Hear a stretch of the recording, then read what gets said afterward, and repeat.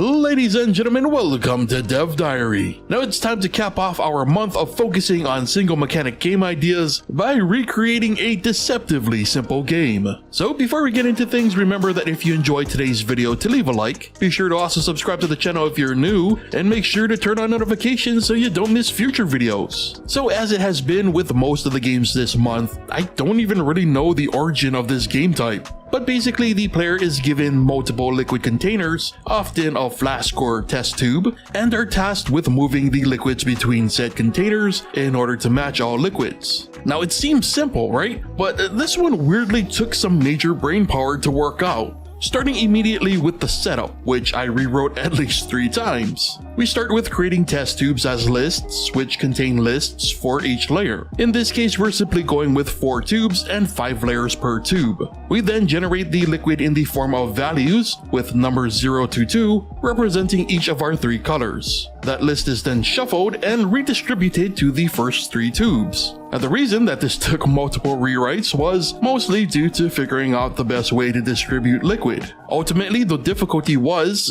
weirdly enough, creating a dynamic distribution system based on game difficulty. But after a while, it was obvious that this wasn't very productive, and so this is what we settled on. Anyway, before we continue, just a quick reminder that if you enjoy my content, supporting me on Patreon can help me to continue making it. Doing so can get you access to exclusive content and downloads, and even early access to the weekly Dev Diary videos. And if you are feeling generous, becoming a Legacy patron gets your name immortalized just like Zoom 1987. Now, once our tubes have been filled with various colored liquids, it was up to the player to undo all that shuffling. First, we check to make sure that the player's cursor is within the play area. This check is used to make sure that the game doesn't break, but also helps with things like the outline effect when the player hovers over a tube. And when hovered over a tube while left clicking, we do a bunch of checks. If there is no currently selected tube, that tube is selected. If a tube has already been selected, a number of things can happen. First, if it's the same tube, we simply deselect it. But if it's a different tube and there is room for liquid, we initiate the pour function. The pour function does as its name suggests. We start by checking for how many layers to pour. For example, if the first 2 layers are red, the function would affect 2 layers. However, we also make sure to check that we're only ever adding as much as the receiving tube can,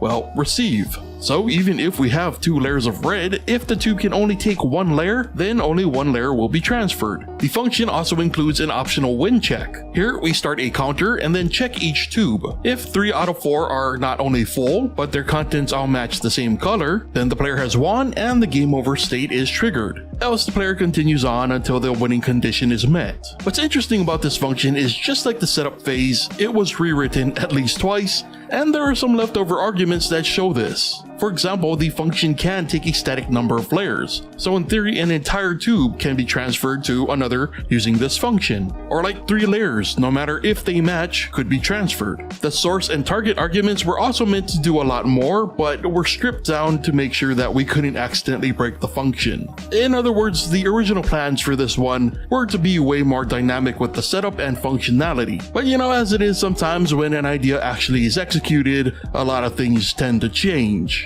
And the switch up to try and make difficulty more dynamic when, you know, math is not my strong suit, really threw this project off course. But again, the point was to keep things simple, so maybe in the end it was better this way. Also, side note here, but this was the first time I ever used STF rendering for the fonts, and boy do the effects just not look good. Like the text might be clear, but the effects are like really pixelated. Seriously makes me wonder if I missed something with that one. Anyway, if you've made this game before or have a better idea of how you'd handle the dynamics of spawn difficulty or just basic functionality, please do not be afraid to share your thoughts in the comments. And heck, do you even remember playing this game? Like, I swear I've played variations of this game type in multiple settings, like at multiple times over the course of my life, despite not knowing what the game is actually called.